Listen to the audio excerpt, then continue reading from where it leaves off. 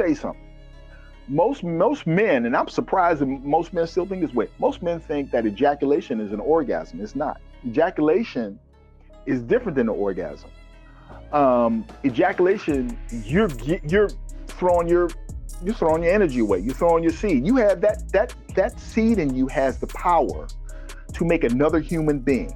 Right. That's incredible. Right. Yeah. That seed in you has the power. You could power damn near New York City with that energy. You don't really know how powerful you are. That is the God in you, right? Mm-hmm. You must respect it and you must take care of it, right? Phillip Taylor is a professional recording artist, Buddhist, and metaphysician who uses music as his medium to teach people the greater virtues of spirituality. He also shares his wisdom on YouTube as Alchemystic Goldmind. If you learn how to sexually transmute that energy, right? Okay. No, transmute that energy that I was talking about, and don't ejaculate. Yeah. The women benefits tremendously. Women have, and this is man talk chia, women have 9 levels of orgasm. 9 levels. Most women, they get like 50%. You know why a lot of women are angry? You're not taking care of them in the bedroom. Facts. Yes. Say it. You know how, I'm not going to tell you how I know that. I can tell you how I know it. Men say women should be submissive. No, they shouldn't. To submit means there's been a fight. Okay. When you surrender, there's been no fight. That's what you want. Not to submit, because submit doesn't mean to struggle. Surrender means there's been no struggle. So let me ask you this. We talked a little bit about how women should surrender and the difference between submission and surrendering. What is it? I just want to really drive this point home. What is it that men need to surrender to? Welcome to the Warrior's Way Home podcast. What is up, Warriors? How you guys doing today, man? Hope you guys are doing better than good, better than great, keeping it rocking today. Man, we have a amazing interview to go, man, today, and somebody we've been actively waiting to get on to this platform, man, and really excited about. He is a prominent member of the Power Circle, you know, a guy that we both met as we joined in, and definitely quickly became a guy that when he talks, people shut up. Because he's gonna be dropping some jewels, man. So we are super excited to welcome philosopher, musician, Buddhist, you know, man of many hats and much knowledge, and also a fellow YouTuber who we're going to be definitely digging into that, Mr. P. Taylor. How you doing, man? Appreciate it. I'm doing great. I hope you guys are doing great. Yeah, good to see you guys. It's been a little while. Yeah. Both of y'all looking very well, and this looks great, fellas. I'm proud of you guys, man. You guys are mashing it. You're doing great. Appreciate that, man. Appreciate it. Appreciate it, man. Yeah, man. So, excited to have you on, bro. Excited to have you on. Yeah, I'm honored to be on here. This is great. I love this. I love this kind of thing, man. This is going to be fun. Yeah, we're gonna have fun. Yeah, I would definitely say we look at you as like one of our elders, one of our mentors, rather. You know, when it comes to a different type of philosophy than what we might be used to. Never known a Buddhist personally, but also you have a great music career, man. Like you're a rock and a jazz musician, traveling a lot, being a part of different bands. How'd you get started into like music and your philosophy and just, you know, you as a man in general? Well, the music thing, I'm without dating myself. I grew up in the 60s, and music was all over my house. My mother was a pianist and an organist. My father played violin, and he sung in the chorus of Masonic Temple. He was a Mason, and my mother used to take me to the choir rehearsals. And there was this man named Mr. Knight. And he's one of them choir directors that was a genius. You know what I mean? Mm-hmm. The dude could write music, and she would sit me on the choir bench, and I would sit there and listen to the choir music. And then, my babysitter and her little sister, they used to do Motown shows in the basement, upstairs. Her brother would be upstairs, and you hear Jimi Hendrix upstairs. You know what I mean? And then my brother was, he was cool. He was a player. He had the West Montgomery records, and all of the Elvis. He had original Elvis singles and all the Jerry Reed music and all that. He had like tons of vinyl in the house. My other brother, he was like into like the Beach Boys and the psychedelic music and all that. And my mother had O.C. Smith and who was that? Isaac Hayes. And I had Jewish friends. They was into Van Halen. And my best friend, he's a guitar player and teacher. He turned me on to the Beatles and Van Halen. It was just like I was bombarded with music. My music teacher in junior high school turned me on to Bach. And when she turned me on to Bach, I was like, damn, who is this dude?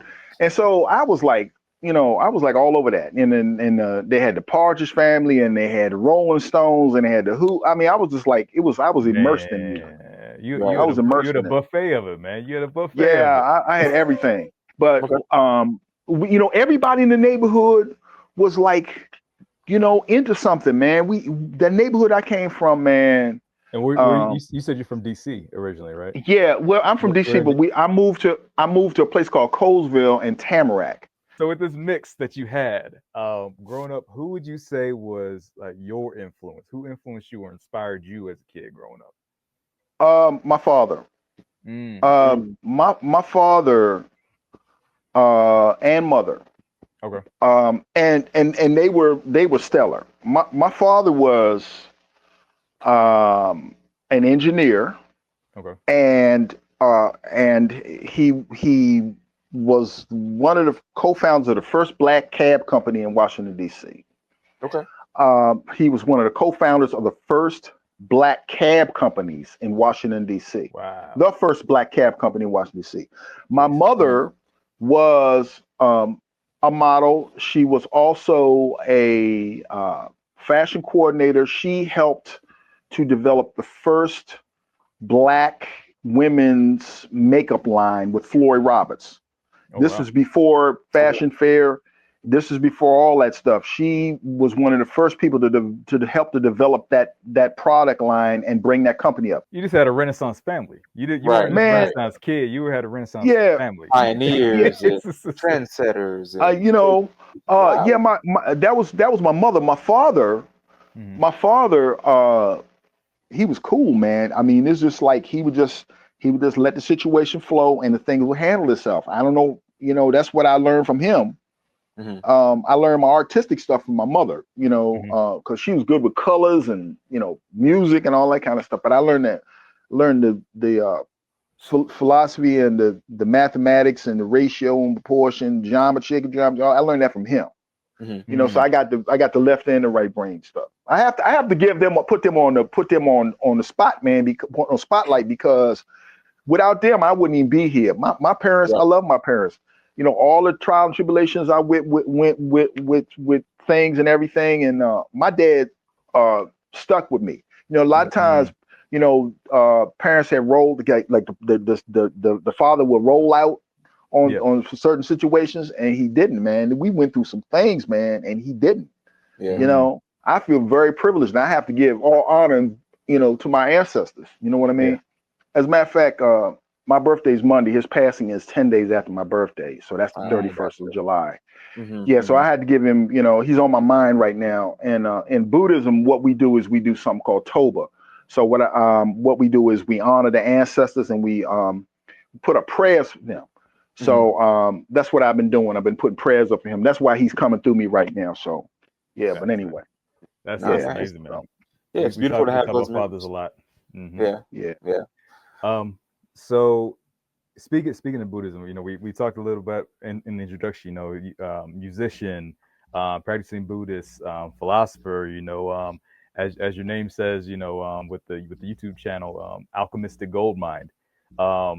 What's the meaning behind that name, Alchemystic Goldmind? If you don't mind me asking.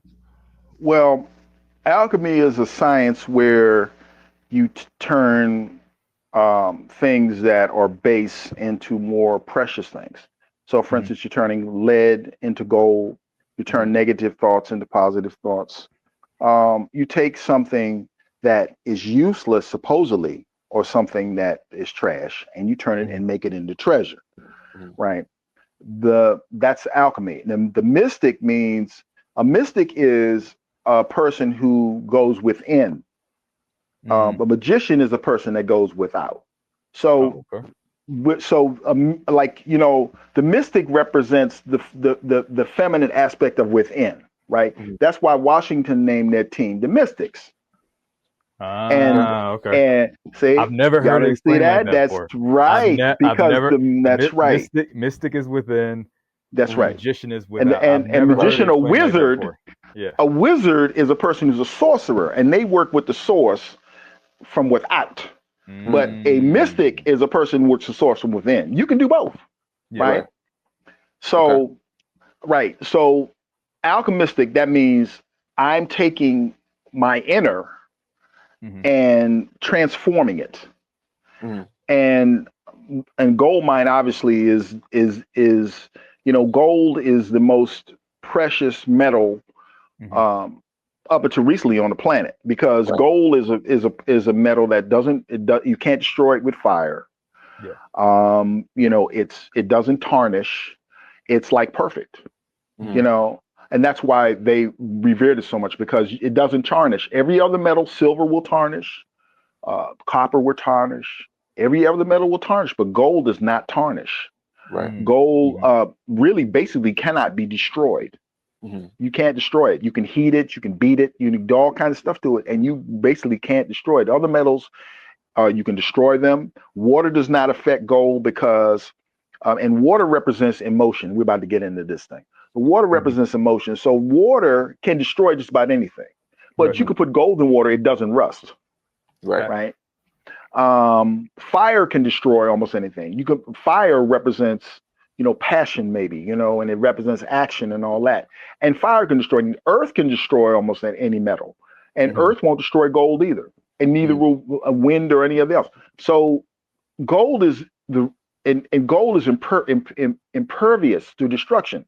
So, and the mind part of it, so Goldmind, that means my mind, keep your mind in a place where you're not susceptible to the elements of emotions and passions, all that kind of thing. Your mind is pure and it shines and radiates. If you can keep it in that place, then you can master basically, you know, the inner. You know what I mean? Right. So that's what the mean. That's a rare thing for guys now, especially the passion and the lust. Edmund and I were just having a conversation about the other day. I want to go deep about that. I want to tell you about that. We're gonna talk about that. We are so susceptible, especially today. Absolutely. With all the access to women and, you know, dating and, you know, pornography and all these different things like that. We are so susceptible to the lust and that lust and that passion is constantly, you know, thrown at us. On a regular basis, and it's it can be tough for a lot of guys now. Hey, bro. Yes, sir. Hey, man. How'd that meeting with your boss go, man? You were asking about that raise, weren't you? Yeah, I was gonna ask, man, but we had a lot of meetings here recently, so it's been hard to kind of, like, you know, get her to sit down with me. But I'm working on it. Yeah, that sounds like a damn excuse to me, bro. Because you were all hype about it last time we talked about it. When we talked about it last week, I'm gonna march right into her office and look her dead in the eyes and demand what I'm owed. Plus, remember that. This is what I do. It's just, you know, she's busy. She a director, so I gotta wait. I gotta just wait my time and, you know, just get in there when I can. Nah, man, you gotta show her, man. You gotta command that respect, you know. We got this course. We're teaching guys how to elevate themselves, take themselves to the next, you know, that next level in their life and their business and their career. Yeah. And you sitting there talking about ducking your boss, asking for what you want. All right. So I'm gonna meet with her on Monday. Okay, give me a couple days. I'll meet with her on Monday. First thing Monday. You know what happens if you don't? Penalty box, baby. Right. Okay. Burpees. No burpees for me. I don't want burpees. So look, I know you've been in this scenario before. It's hard to ask somebody who you think is above you for the respect that you need and what you're asking for, whether it's resources, a raise, or respect. What you can do is start to build that self-respect that you need in our 8 Inner Gates course. Join us and go through 8 different principles where you can start to develop honor, respect, integrity, compassion for yourself and for others, and lots of other things as well. So make sure to hit the link in the bio where you can get to our 8 Inner Gates course and start to become the well-rounded man that you need to be in life. Well, you know, I want to say this to my brothers, because this is something that I thought about, right? And it's difficult. And I struggled with the pornography thing, just like everybody else, up until the age of maybe my mid-50s, which is a long time. And I went on and off of it, right? Yeah. And when I got a hold of it, when I was able to master that, no pun intended, when I was able to get control of it, my life changed. And I learned about, I took a course, when I lived in LA, I took a course actually from Paul Mooney's sons on Tantra, and learning how to circulate this energy. And believe it or not, I used to play with Nas, you know, Nas the rapper. I used to play with his father. I used to play music with his father. Trumpet, didn't he? Yeah, he plays trumpet. Oludara, jazz musician. I used to play with him, and he taught me about taking these Chinese herbs that would build your energy, your sexual energy, and your life force, right? And so, you know, my girlfriend at the time, she knows a big difference in me, because my energy and I didn't know how to use it, but I started to work with this Tantra, and then I studied with the Mooney people, and I started working with Mantak Chia and all that kind of stuff, and learning to circulate the energy. And when I was doing it, I felt better. When I wasn't doing it and I was doing that other stuff, I felt bad. So when I finally got centered enough and mastered enough to control it, things started really popping. Now, everybody's talking about the semen retention. There's something I want to say about the semen retention, okay? Semen retention is powerful, right? And it will change your life. But to be more realistic, what you have to learn how to do is to be able to circulate that energy, right? There's gonna be some times where you just can't. Now, I'm not talking about the porn. I'm talking about like your girlfriend comes sit on your lap. The ladies, you know, and they give you that. Right? Yeah, won't even have to be your girlfriend. I mean, what she? Could be a stranger on the bus for some guys. Yeah, well, I'm just saying. Well, she's your girlfriend at the time. Hopefully, you're friendly with it. But anyway, whatever you want to define girlfriend. What was your name again? Yeah, right. Exactly. But the thing is that that you know, you as a man, you know, have the needs. And I think what's happening with the semen retention is, you know, a lot of fellas are falling off the wagon because they don't understand how to circulate the energy. See, and you know, they just think, oh, I'm gonna bottle up this energy, I'm gonna save it or hold it. No, that energy is not meant to be bottled. What it's meant to be is to be used and move through the body to heal the organs. You understand? It's meant to be moved through the body and your mind. You take that energy, you start popping it in the brains, and you like, what? Okay, I have the solution to that and that and that and that. And I'm not kidding you, for real. And I got people calling me, dude, I need the la la la. Okay, do it this way and this way. And I'm serious. And so your mind start popping. And then when you're working out, oh my God, you know, you see these guys, how do you get ripped? How do you get ripped? Semen retention is circulating that energy. Because, you know, I was all kinds of athlete when I was younger, but I'm more ripped now than I was back then. You know what I'm saying? I'm stronger now than I was as a kid. And I saw that bicep popping. Huh?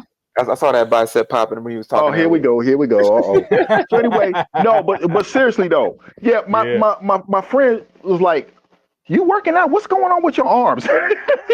but the thing is, like, I realized, like, when I was a kid, man, I didn't know anything about masturbation as a kid. I didn't know anything about it. Like most people find out at 12. I didn't even know what that was. I didn't find out till I was like maybe 22 what that was.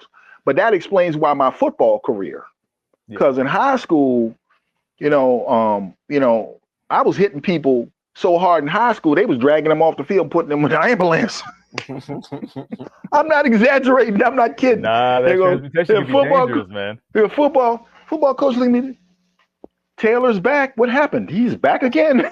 But anyway, that's another story. But anyway, so you said you all asked me what I should maybe, throw a jewel about young people, man. Mm-hmm. Man, I'm gonna tell you, you got all the time in the world. Start working on controlling that energy, right? Learn how to work with that energy. You don't have to store it up. If you're making love to your woman, there's a way that both of you can circulate the energy, right? You don't ejaculate. What you do is you learn to breathe the energy back up into your body, and it circulates through your organs, and it actually makes you younger and it heals you, right? Kundalini? Is that what we're talking about? It's something like Kundalini, but I don't think that's exactly what it is, but it's very close, right? If you get Mantak Chia's book called The Multi-Orgasmic Man. Now let me tell you something. Most men, and I'm surprised that most men still think this way. Most men think that ejaculation is an orgasm. It's not. Ejaculation is different than an orgasm. Ejaculation, you're throwing your energy away. You're throwing your seed. You have that seed in you has the power to make another human being. Right. That's incredible. Right. Yeah. That seed in you has a power. You could power damn near New York City with that energy. You don't really know how powerful you are. That is the God in you, right? Mm-hmm. You must respect it and you must take care of it, right? And they don't teach us in the schools, but in the ancient mystery schools, I'm about to go in, y'all fellas. Ancient mystery schools, in the ancient mystery schools, this is one of the first things they would teach you.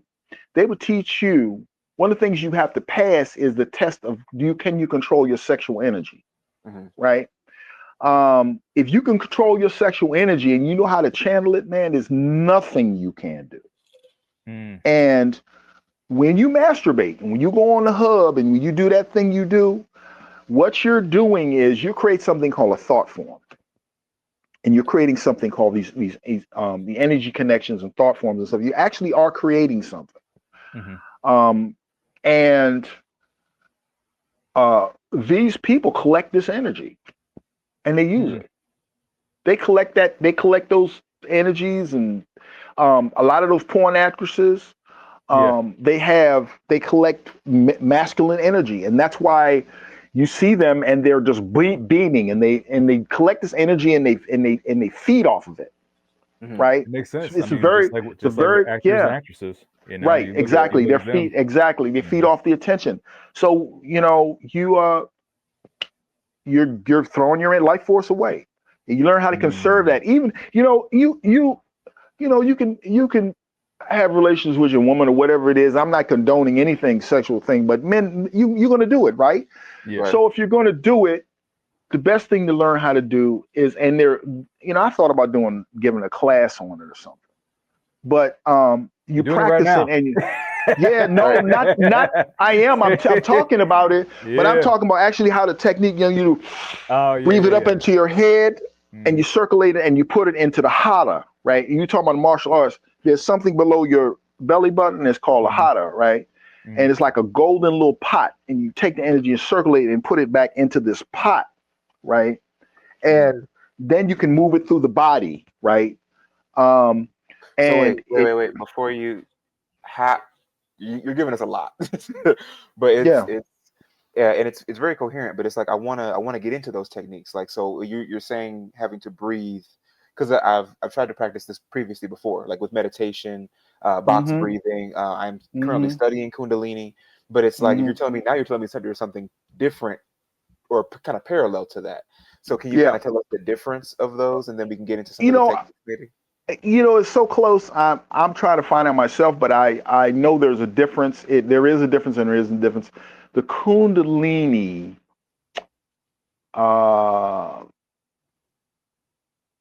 I think it's an experience where you have this jolt that comes up, and it's like really powerful. It's big and boom, and it's like your head explodes and all that kind of thing. Whatever, your eyes hang out or something. I don't know, something like that. But this is very subtle, and you what you do is you feel this energy moving. It's probably the same thing, but it's not as dramatic as I think the Kundalini experience would be. Okay. But it's you feel this warmth and it moves through your body and the top of your head.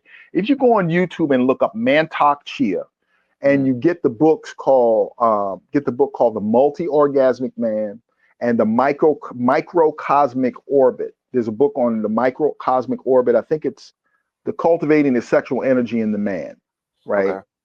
Get that book and also get the multi-orgasmic man, the multi-orgasmic woman, the multi-orgasmic couple, right? And study those books and give one to your significant other, right? If they read it, they're going to be glad they did. No, I'm not kidding. Do you know? Yeah, I don't know if I can say what I'm going to say. Hey, we can always edit it out. I probably won't. Well, I was practicing this with one of my partners, and at one time, and she told me I was counting these things. I just stopped counting. Yeah, it was like, because and when you learn to work with the energy, it becomes very, very healing for the body, and women need this, and men need it too, but women really need it. And the thing about it is, I'm gonna tell all my fellas, right, is that straight up, that masturbation, don't do that. Seriously, I don't want to sound like your dad. Don't do that, But but the thing is, don't do that.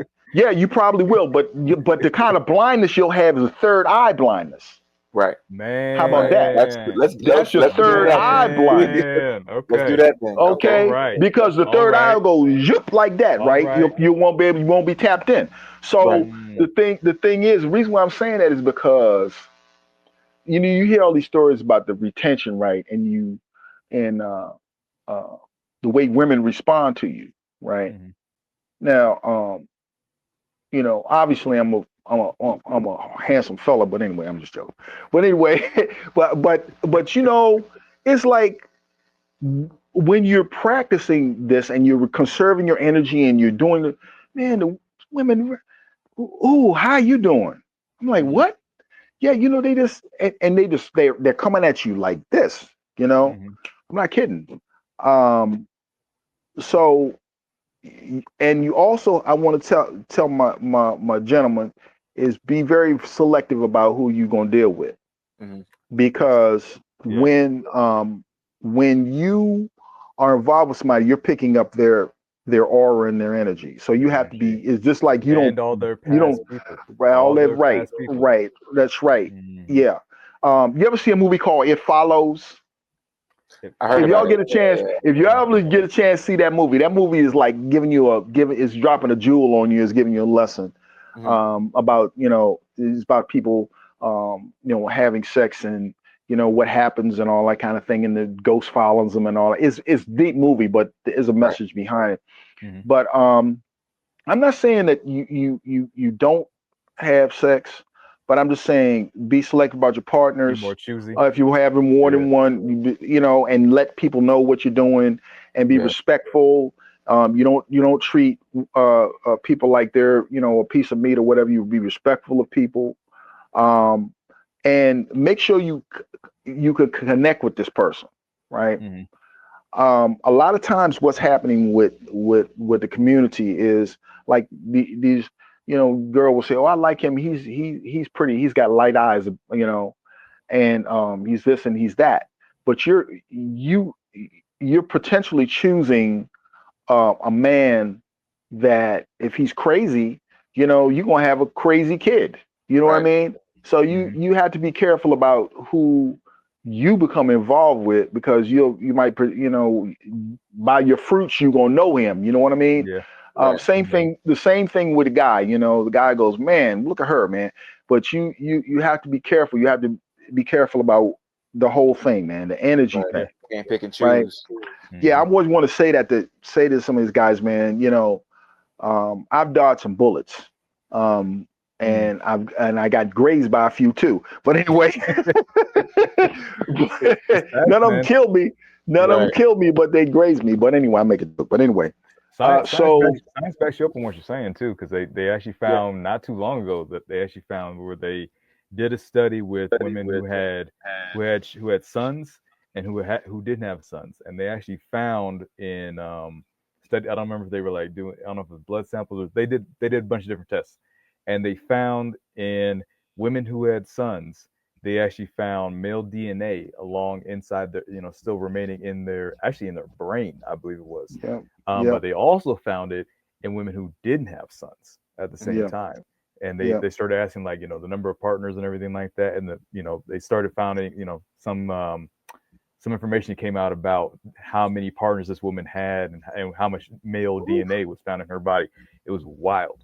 It was wild. Yeah. So it's so we talk about the energy and everything, but like literally male DNA is sticking with women as they go through life in a lot of ways. Yep. And you have something called a cord too. You have cords, and all my people who understand, the hidden sciences understand you have cords that connect you with other people. Spiritual ties and all that. Yeah, all that kind of thing. There is actually a cord that connects you with people. And it doesn't necessarily have to be a bad thing. But I'm just saying, pick somebody who you connect with, if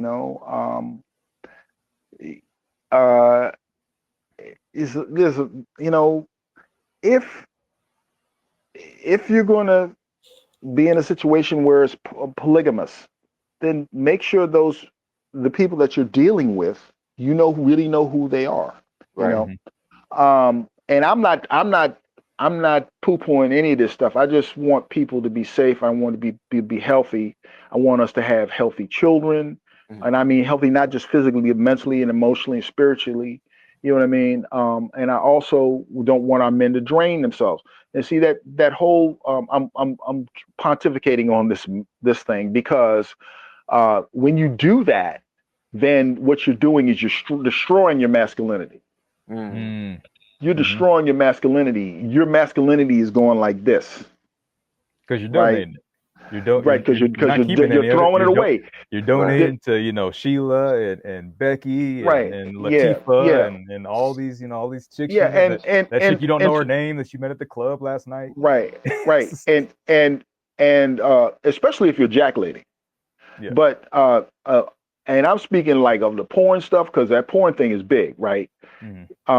You're just it really is better to be with a woman. Right. At least there's some kind of there's going to be an exchange, but make sure it's the right woman. But what I'm saying is that porn thing, man, it's like you're tearing yourself down. When you walk into the room, right? It's weird. When I was into doing that stuff, I walk the room, you almost can feel like people know that you do that. And when you're on top of your mastering your sexual energy, when you walk in the room, people can feel that too. When they look at you like, what? You know what I mean? They can feel it, right? Your chances of success improve. The universe will open up to you. It will open up to you. He respects what I've given him. Oh, let me give him more. You know what I mean? She respects you because the universe is primarily is creation, is feminine, right? Yeah. It respects you, it gives you more, and I can't explain it to you, but you will see it, right? And you do the right thing, the right person shows up, the right things fall into place. You get the tools that you need. You need that loan, you get that loan. And you might not have to borrow from a bank. Or it might be a gift or whatever. Things happen for you, right? Because masturbation is almost ingratitude. It's like, I asked one of my friends, who she's like Esther Hicks, and she's in Washington D.C. and her name's Barbara, and everybody goes to her, like all the politicians, everybody, they go to her, right? And they have, she does work with them and stuff. And I said, why the hell do I have such a strong sex drive? She said, you asked for it. I was like, what? Yeah, because in the previous life they asked for it. And the thing about the sex drive is men that have a huge sex drive like that usually are ones who are creative people, that move shakers, that politicians, all that kind of thing. And that's why you see like Bill Clinton. I saw Bill Clinton in person, dude. I'm gonna tell you something about Bill Clinton. I saw him in person. The dude came out and he came on stage. The dude looked like a rock star. I'm not kidding. And he was glowing. Dude's aura was huge. Yeah. He was huge, man. The dude he was a rock star. I'm like, okay, I get it. And the women just melted him over him, right? Yeah. So yeah, dude like that. On it. Yeah, get drunk on it. So when you do have that kind of energy and pull, that's a gift. So what you have to learn how to do is manage that, right? Yeah. And what I'm saying is, if you engage in sexual activity, right, learn how to circulate the energy. Try to get somebody that you connect with, and somebody that that's not like into crazy stuff, not into drugs, not into this or crime or none of that kind of stuff, because that aura around them will get on you, right? You want somebody who's got their head on their shoulders, somebody, and even with the intention of partnering or marrying that person, maybe, right? Might lead toward that. It might not, but you could still have something very beautiful with that person. Yeah. I'm not judging anybody on any of the things they do, but what I'm saying to you is that, understand that energy, because that energy right there is what makes this planet go round. I know that for now, and that's what I learned. That energy is what makes that tree come up out of the ground. That is really the heart of the God force. Man, that's so important. So get that man Chalk Chia book. I'm so glad we had this conversation. I'm so glad, because like I said, Evan and I were just talking about. So I'm gonna get that book. I'm gonna get me a chastity belt, and I'm gonna start pouring. Into my golden. Your chastity belt is up here, bro. Your chastity belt. Obviously, your belt. I need to use it more. This is where your belt is. Right. Yeah. This is where it is, because and it sounds like I'm an old man, but I could almost. I could walk into a room. I'm not gonna say that, but maybe it's true. But with like a bunch of naked women, just and just walk in and walk out, because I realize it's internal. You have to master your internal thing, right? Although if it's the right one in there, I might get caught. But no, I was gonna say, I was like, I might make it to a certain point in the room. I don't know if I'd make it all the way back. It depends on who's in the room. But no, I'm not saying that it's all this and all that. But I'm just saying that my mindset now has changed about that. I think that it's really important. But I think if a man gets a hold of his sexual energy, then the rest of it's going to be cake. So a lot of young brothers, that you get a hold of your time, you get a hold of your sexual energy, and your money going to follow. Your time, your sexual energy, and right. Huh? You talk about the meat, money, energy, attention, and time. That means Yeah. Like keep a hold of your meat, but not that meat. That's right. But not that meat. No. Okay. Trav got jokes, but anyway, that's funny. Okay. What would you say to men who are afraid to go down that route? Because you're talking about a lot of stuff, and I love this is the direction that we went in, because we're talking about the polar opposites. We're talking about what happens if you don't use your energy properly, and what happens when you do. But you're talking about, Kundalini and raising that energy for somebody who's starting or might be afraid to take those first steps. Well, see, you use the word Kundalini. What I'm going to use is life force. Right, but let's keep it basic and 100, right? Let's say life force, right? So what you want to understand is that when you doing that thing, and all over the place, you giving your life force up, and people that do that actually die earlier. So you're throwing your life away. You're throwing your time away. You're taking time off of your life. right? I'm gonna say something very personal. Like I said, when I was in high school, I was in sports. I was in junior high school. I was baseball. My first team I played on in junior high school was the champion of the whole thing. We took the whole enchilada.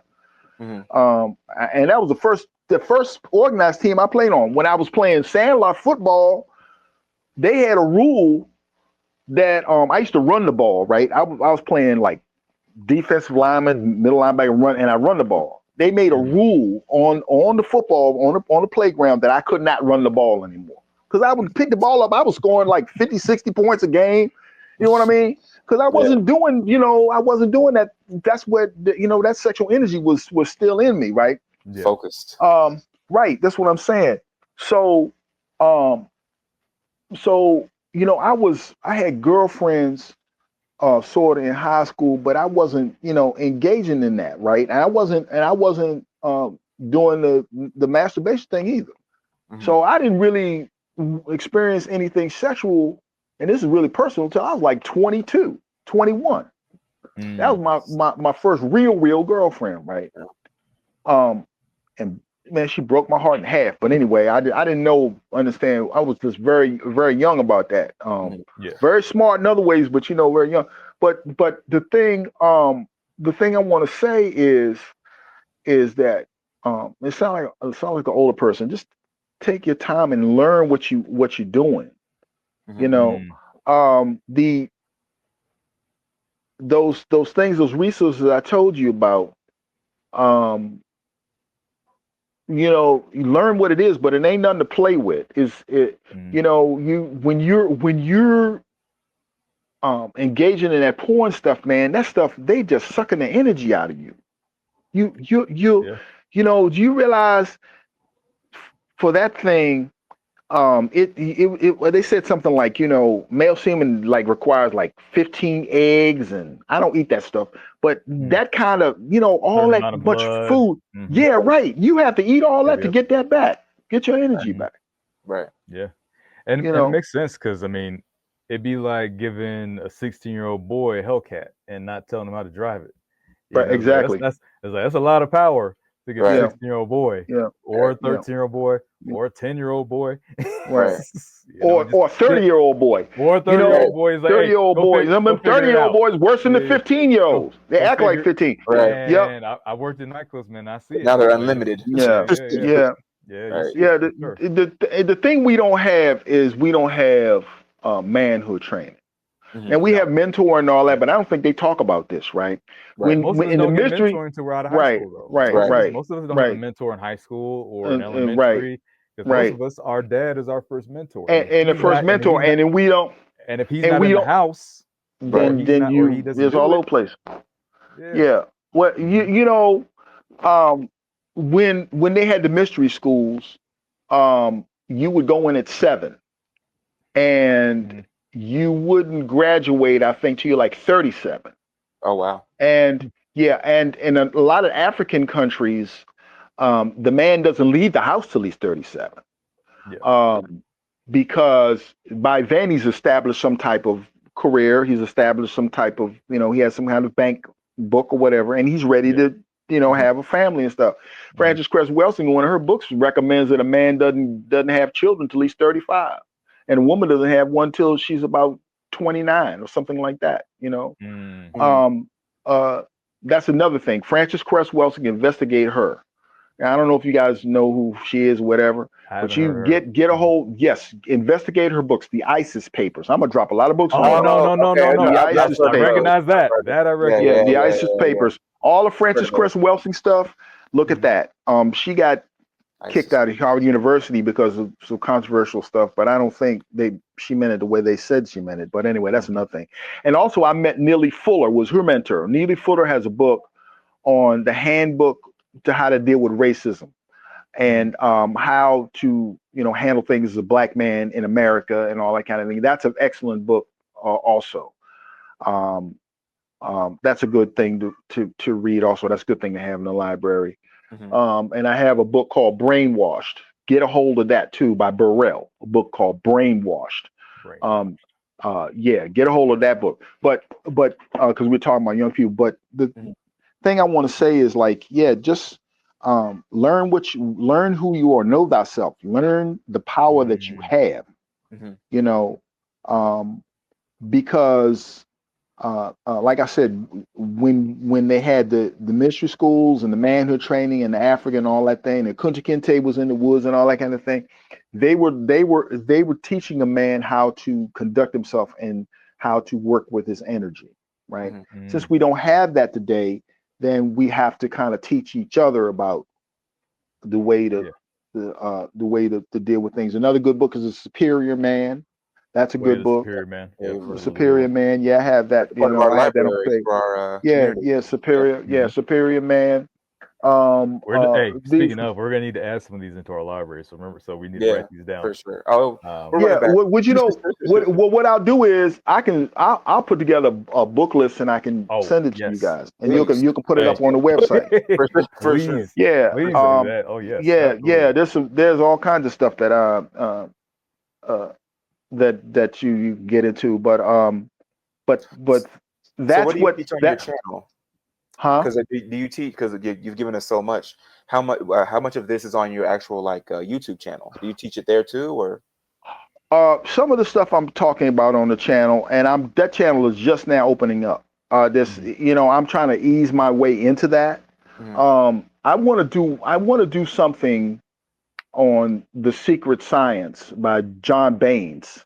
Okay. And that deals with the Kabbalion, and it deals with the sexual energy and things like this. So if a man chooses a woman who's dominant and she's masculine energy, then he will have a tendency, the masculinity of him and the drive in him will be destroyed. Yes. So let's be very careful. We've talked about that. When a woman chooses a man who's weak in masculinity, and he's not very decisive, he's not very strong, she will lose respect for him, and she will abuse him, and she can be very feminine, and he could be more feminine than her, and she will just slap him around like a ping pong ball. And that's not her fault, because that's the way the energy flows. She will trying to compensate. Right. So what I was telling about the masturbation thing is, when you do that, you have a tendency to draw women who are more masculine. Because what's happening with you is you are compensating for the lack of masculinity that you have. So when these guys talk about all these women are masculine and all this kind of thing, stay away from the Pornhub, right, and watch what happens. Then you start to draw women as more feminine to you, because they'll smell it, and there's something about they can smell the masculinity in a man, and whether he's serious and on point. Pheromones and hormones. And yeah, that's right. That's right. Exactly. That's right. And he talks about that in the book, and he talks about the fact that like a man who grows up with his mother, and his mother browbeats him, he will tend to be more feminine. Right. That's why a lot of these boys that grew up in these houses with just a female will be more feminine. They have more feminine characteristics, like to do like somebody step on this shoe and, man, I'm a whip your ass. You stepped on my shoe. Way more emotional. Yeah, right. Yeah, way more emotional off the top, right? Because the masculine energy basically has been drained out of him, because he's in a situation where the woman is more dominant. I'm not blaming the women or anybody, but I'm just saying this is the way the poles of the energy works. When you have a man who is not decisive and not on game and not on point, he could draw the most feminine women in the world, and she will not respect him. So it's up to us to be decisive and on point and about our game and about moving out here and doing what we need to do so we can draw the right woman. It's about the woman's point to be feminine. Now I'm gonna talk about the submissive thing, because this irritates me. Can I work on that? Please rant about it. Okay. Yes. So here's the deal with this submissive and this thing and all this thing. So men say women should be submissive. No, they shouldn't. They shouldn't be. You're like, what? Okay. Stop the papers. Follow me. You Follow me. got my attention. Follow me. Follow me. Okay. Follow All me. right. Okay. Follow me. Because this one, you say I want to do a post. I'm giving y'all a little pregame on what I'm gonna post in the future. This is what I'm gonna post. I'm gonna go into the details on it. To submit means there's been a fight.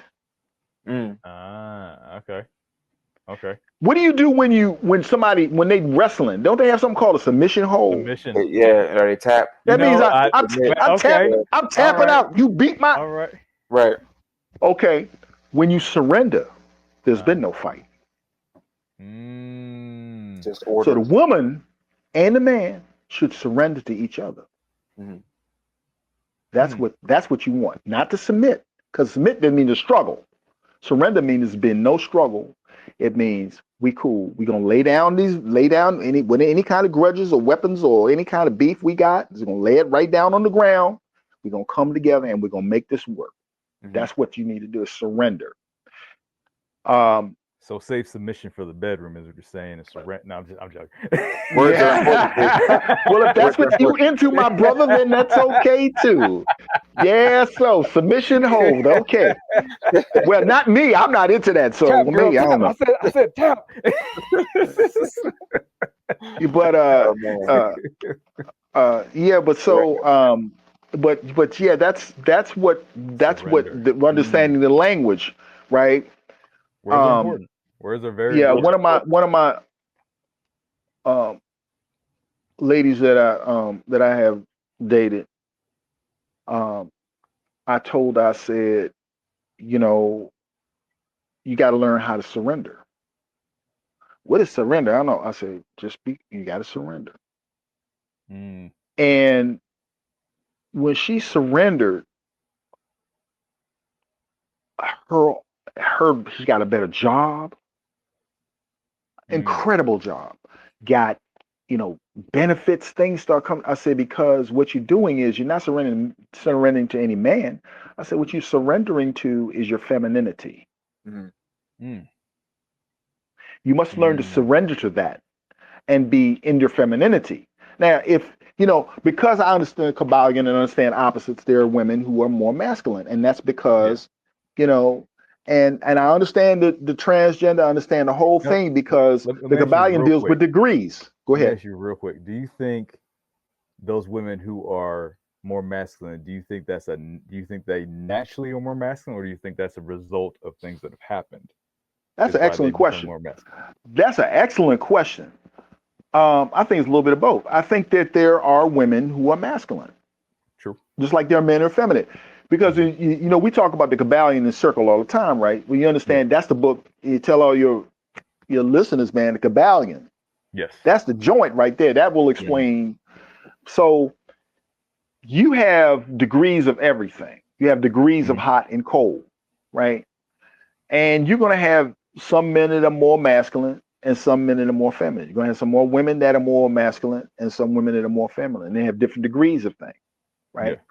And also in the Kabbalion, they talk about like an entity having both energies, both energies, right? So it just depends. Yeah, there's some women who are naturally masculine. And then there's some women who are naturally feminine. And then there are also conditions within the environment that would affect both masculinity and femininity. There's there's the old with urban legend, when it ain't an urban legend, about what they put in some of that chicken. Yeah. These girls coming out, triple D's at 13. Yeah, they look man. like girl like 11 years old looking like Sofia Varga. What the hell is that going? What the hell is going on with that? Yeah. And then the opposite with men, is that you got and the opposite with men, and everything like that. Right. Even they were talking about. I just heard somebody mention it the other day, and I had completely forgot about it for a while.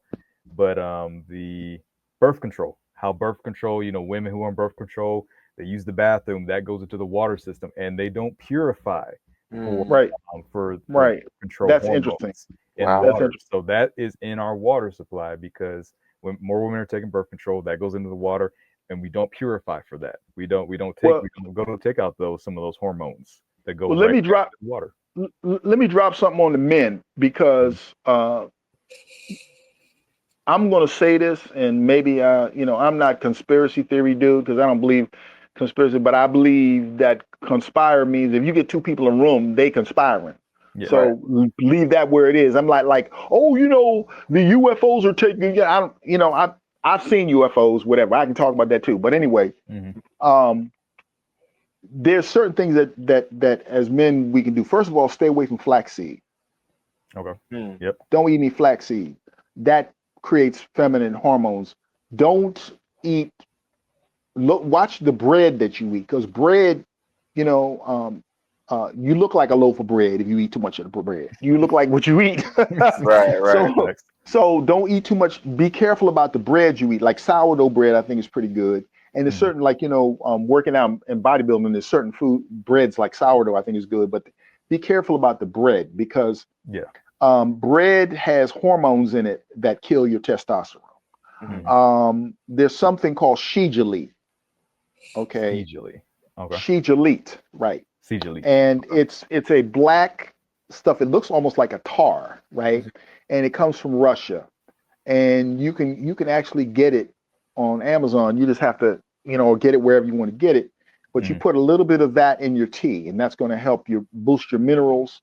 And I think it is 82 of the minerals you need, or something like that. But you take some of that with some sea moss and burdock and I was gonna say sea moss. Sea moss is. Yeah. I got to get you on the sea moss, Edmund. Oh man, it's amazing. Yeah, I hear about it, but I only hear about it from there's something. It's amazing. It's amazing. There's something I should endorse them, and something called Cell Food, and Dr. Sebi's.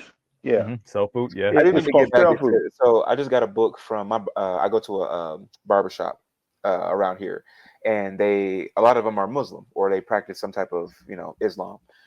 They gave me a Quran, and they gave me How to Eat to Live by I think it's, I want to say Louis Farrakhan. So I'm gonna check that out, because I got that right before my trip. No, that's not by Farrakhan. That's by Elijah Muhammad. That's by Elijah Muhammad. Yeah. My bad. I'm sorry. Right. Yeah. That's by Elijah Muhammad, and Minister Farad was his mentor. Okay, gotcha. Yeah. So let me ask you this: we talked a little bit about how women should surrender and the difference between submission and surrendering. What is it? I just want to really drive this point home. What is it that men need to surrender to in order to move through their life properly outside of CMOS? What are some things that men need to surrender to? To their divinity, and to their divinity, to the divine within them. And for me, it's my Buddhist path. But do you surrender to the divine and let the divine tell you what's proper and what's not proper? You'll know. Because when you do something and you go against the law, and there is a law out here, when you go against the law, you'll see it. And this country, United States of America, I have a very interesting relationship with this country, because I kind of love it, and I'm kind of like really disappointed because this country would be so much great if they would admit the mistakes that they've made instead of trying to hide them. And they've gone against the law, and they've gone against the divinity. When you go against the law, then you'll suffer in your life. And a man should learn to surrender and work with the law. Yeah. Can you expand on a little bit about what that law is? Because I'm picturing the Kabbalion, because we've gone through it so much, and like that universal law. That's an indicator. But what I mean is the law. I mean, okay, if you know that you ain't supposed to be out at 4 o'clock in the morning,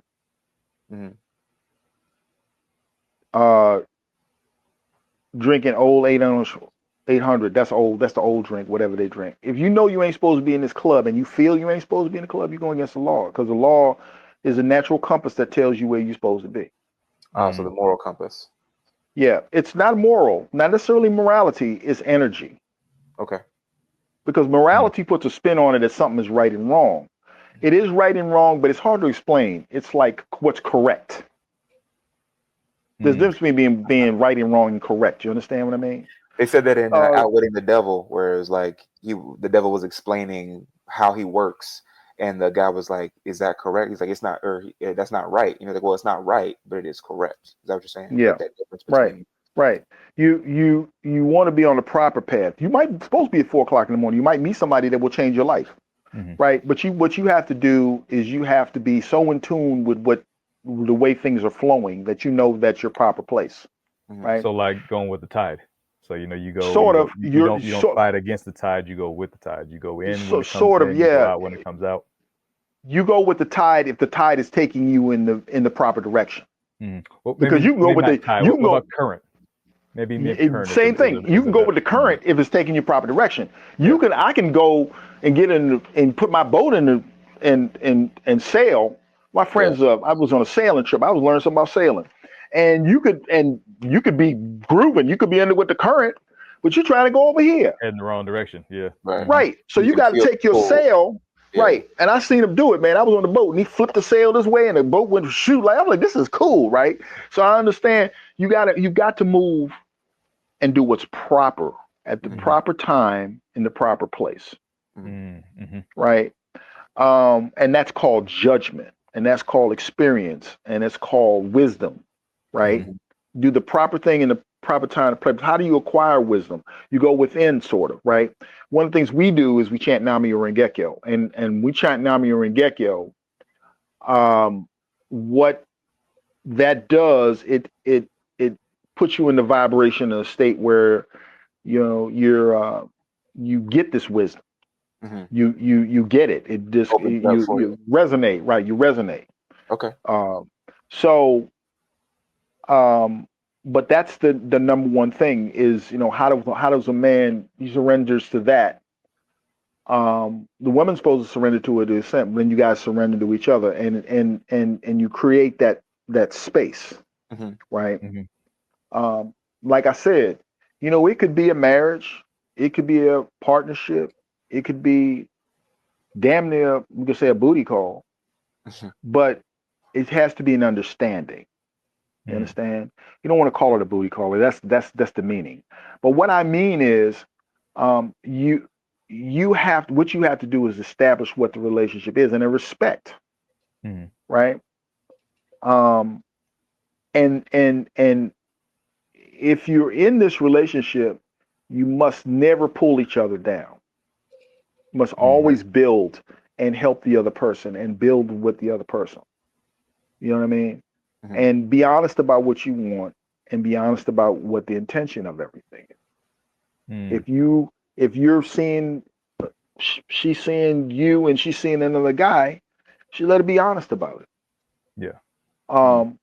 Because there's some of us, that one person may not do one thing and one person may do another thing. I mean, I'm not talking about sexually. I'm talking about in terms of like the mind or conversation, just life, right? And I'm saying stuff that people don't want to say. Yeah. I'm being brutally honest, and I may catch some heat in my own situations or whatever it is, situation that I'm saying some things. But I've just learned that if you don't put it on the table, it'll come back and creep and hit you in the back of the head. You have to, and people don't like to hear honesty. People are doing it. You're doing it anyway. They're doing it anyway. Secret anyway. Right, right. So I mean, and look at the ancient cultures. Okay, so you had even like Japan. You have what they call geisha, right? And geishas are not prostitutes necessarily. What a geisha does is when a man comes home, when these Japanese men work, some of them work 12 hours a day. And so when Friday comes, they want to go somewhere and they want to blow some steam off. So they may go out and have dinner, and they have these women around. These women are catering to them and feeding them and giving them sake or whatever it is. Pure feminine experience. Right. Exactly. So what happens is when a man does that, he needs nurturing and he needs replenishment of that feminine energy. Right. His wife is home and she's busting her behind with the kids and cleaning up, and she don't have enough energy for him. So what the Asians will allow, okay, if he needs to go over here with this woman, then let him go with the woman over here because she don't have enough over here for him. right? So she'll Her go only over, job is to he'll cater get to right, that guy. and he doesn't necessarily have to be sleeping with her or whatever, but he's just in that energy. And sometimes, you'll hear the men, they just want to go and sit and talk to a woman because They call it now the girlfriend experience. Girlfriend experience, exactly. Because listen, fellas, and I went through this too. I went through my red pill period. Oh, we don't need no woman. Shut up. Yes, you do. Stop playing. Because all it would take is the right woman to walk in that door. You be like, oh yeah, baby, huh? Looking at You lose your mind. Right. Yeah, you lose your mind. All it and she could have had the long legs. You know what I mean? She could have that look of that that look they have in their eye when they look at you, man. She could do something, whatever, and you done. You toast. Yeah. Lay over and put some butter on you. You done. Stop that raging See what I'm bull. saying? Right. Stop That's that right. raging bull. Exactly. So, yeah. So we got to be honest about it, right? So Mhm. what you do is you learn to work with that. I keep going back to this point because it's so important. This is like the big lesson I've learned, right? And the Japanese understand that, right? Because when a dude is, when he's working and he's like, and you about some grubby, stinky old men working all day, man, you want to go somewhere, you smell somebody, smell nice. A lot of times women at work, if the woman's holding it, yes, if a woman is holding it down at the house, she ain't got it for you. So Japanese, okay, go over here. We good, because I'm taking care of the babies, I'm doing all this, right? And you probably working too nowadays. Yeah. Right. And in some African cultures, the women go and they sit with men. It just try to balance the energy. And what you want to do is look at the reality of the situation. But you talk these things out. In the aristocracies, man, the men had mistresses, and they weren't always for sexual purposes. The mistress would cook them dinner, mistress would rub their back, talk to them or whatever it is, and the wife is running, she's running the castle, so she don't have time for that. Your woman, and a lot of women say, well, I want to be a housewife. Let me tell you something. A woman who's running the castle, that is like the hardest job to do. Yes. Because it's hard to do that. And if you don't respect your woman and she's running your house and she's staying out, if she could bring that to the table, she run your empire like that. That's why the queen is the most powerful piece on the board, in the chessboard. Because she can move anywhere and do anything, and she should be able to. Right. Right?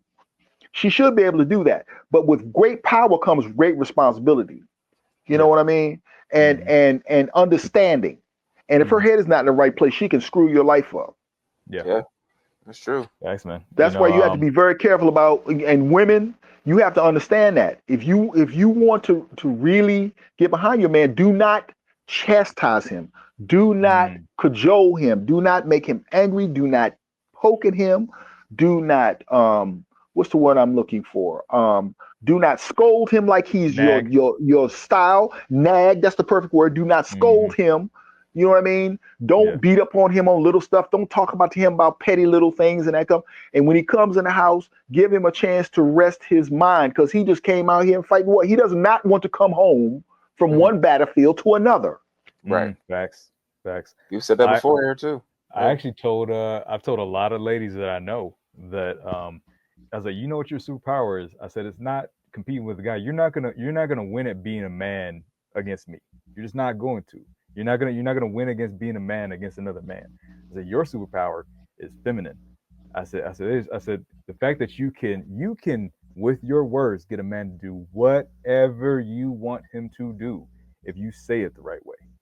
Listen, I said, listen. you can get a man to climb a skyscraper with no fucking rope if you ask him the right way to do it. Baby, hey, I left my purse at the top of that skyscraper. Nobody can do it like you do. I know you can do it. I know you can do it. I got it, baby. Listen, it ain't even got to be the words. Yeah. She could come in. Facts. All she got to do is come in the room. Look at you like, and you like, that's it. It's done. Game set, match, checkmate. The king is done. You know what I'm saying? And they don't understand. Listen, they don't. I'm gonna tell you something, ladies. Y'all don't understand your power, right? You don't have to put on a dress showing all your breakfast. You don't have to put all this and all that on, and all this kind of mess on to get a man. You could come in a house coat, and I don't suggest you do it, but I'm saying, if you have control of your feminine, you don't have to do all that. You can look at a man in the eye a certain way, and he's done. Yeah, that's not sexy. Is not putting all this stuff, all this crap on in the eyelashes. It's not that. That's not sexy. Sexy is an attitude and a mental, and it's a mental state.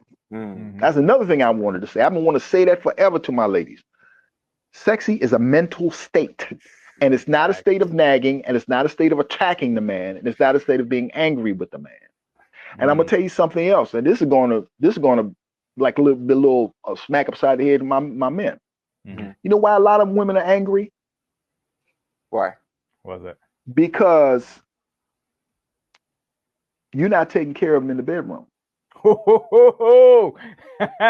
Facts. Yes.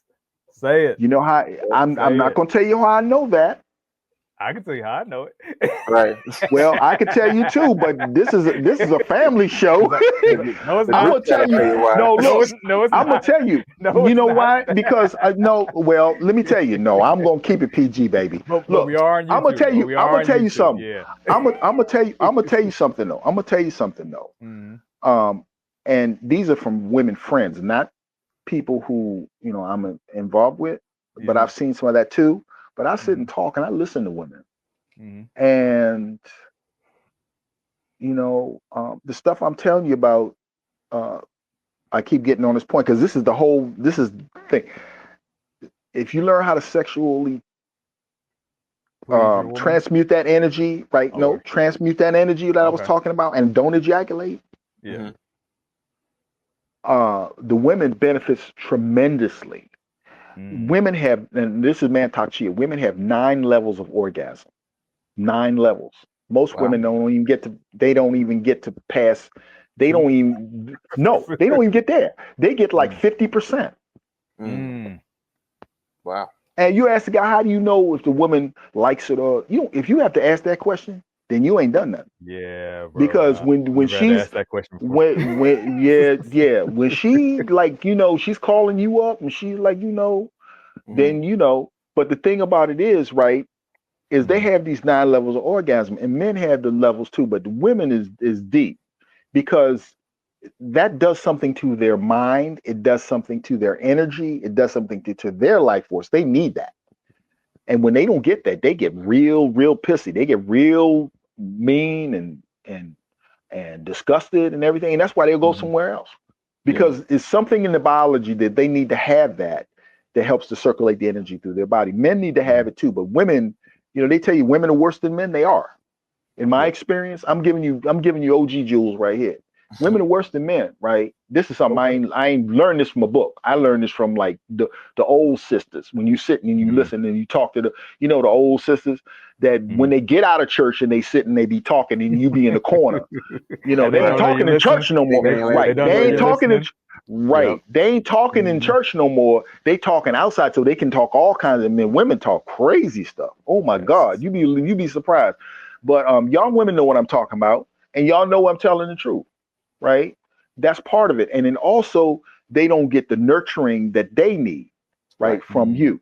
Right. And it's more to it than just a sexual aspect. But they don't get that. And the reason you don't get it, women, is because you don't surrender. You want to fight. It's a vicious cycle. How you going to get something from me if you try to holler at me and I can't communicate with you? Right. So in order for you to get what you want, you're going to have to surrender. In order for the man to get what he wants, he's going to have to surrender. You're going to have to meet.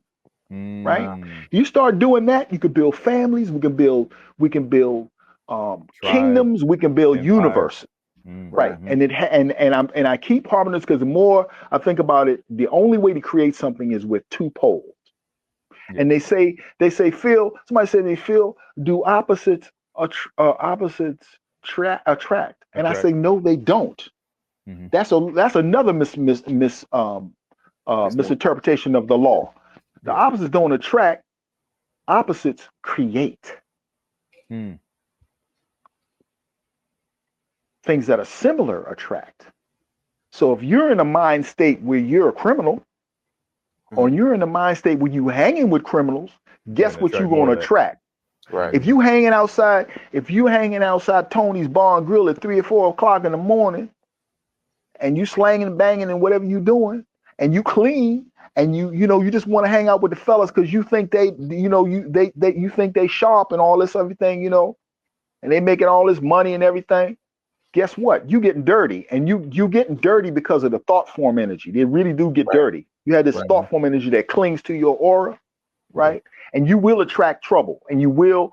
And how do I know that? Because my cousin was a genius when it came to sewing clothes. He could sew a suit, and you know how hard it is to sew a suit. He could make a suit. And they took him over.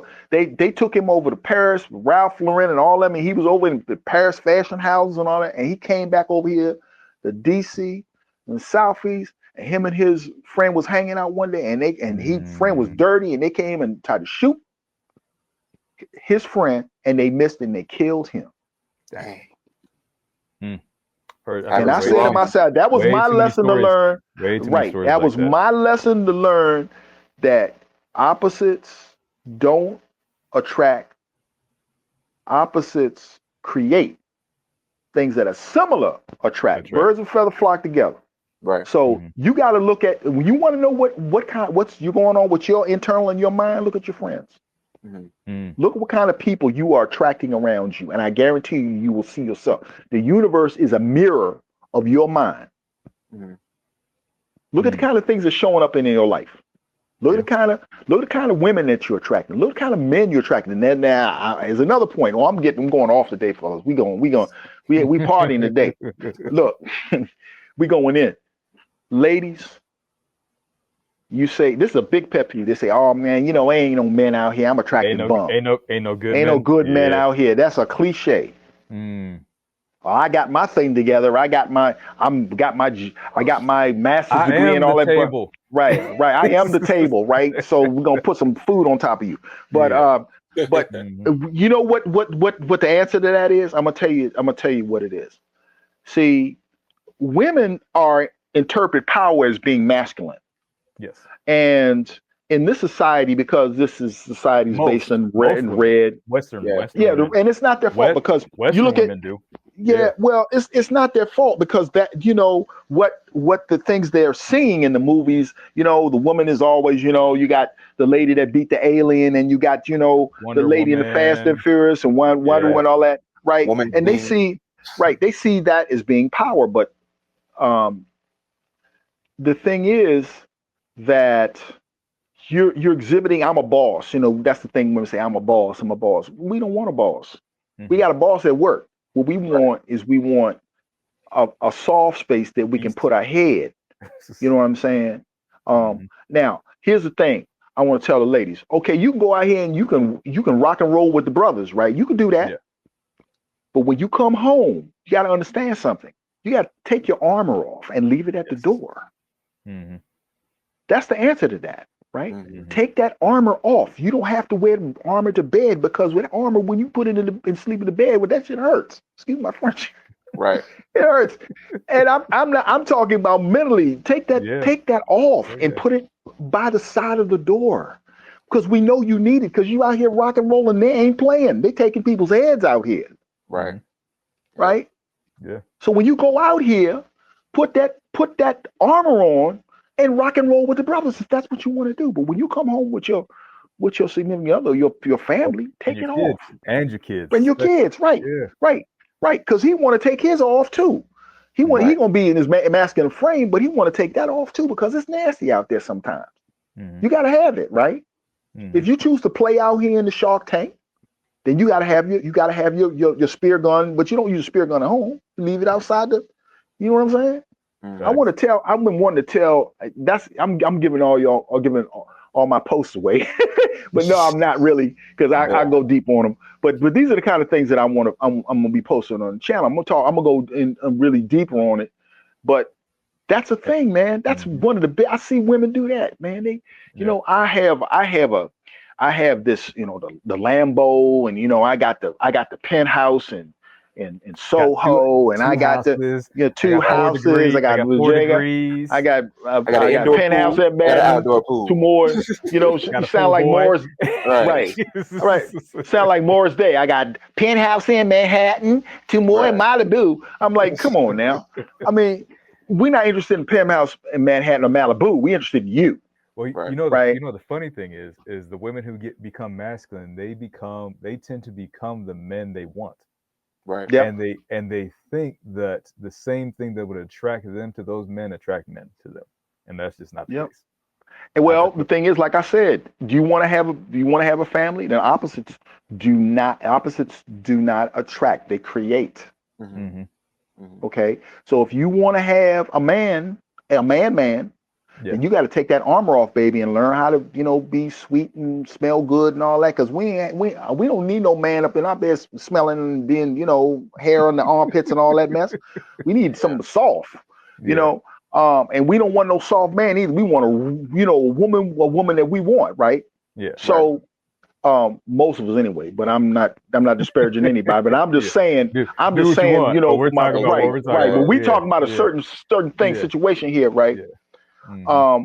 And the thing is, right, what was I getting ready to say? Because I was going to say something about man, it's funny. And Emma, I think I told you the story. The most feminine thing I ever saw to really get on what you're talking about was I was dealing with this girl. We were kind of dating, and it was like Valentine's Day, and she was going out. She was like, you want to come to the club with me? I was like, nah, I don't feel like going. We've been going out too much.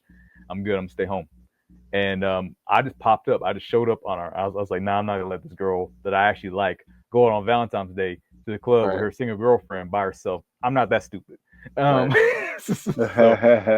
I got dressed up, and I popped up. I think I even like bought a rose or something like that, and I popped up on her at the club. She didn't know I was coming, and her face just lit up. She's like, "You're here," I was like, "You think I'm gonna let you go out by yourself on Valentine's Day? You stupid! Come on now." Mm-hmm. So we're hanging out, we're having a good time. And she saw they had these go-go dancers like dancing up on the tables, some of the tables that worked at the club. And she's like, I want to get up on the table and dance. And I was like, nah. So look, I used to work at this club. They're not gonna let you do that. They work here. You're not allowed to be on that table. All that's gonna happen is you're gonna get up on the table and they're ask you to get down, or something stupid's gonna happen to one of these dudes because they don't know how to act out here. They've been drinking, they're dumb, they're young, dumb, and full of cum, and they're gonna do something stupid. That's all that's going to happen. One of the two.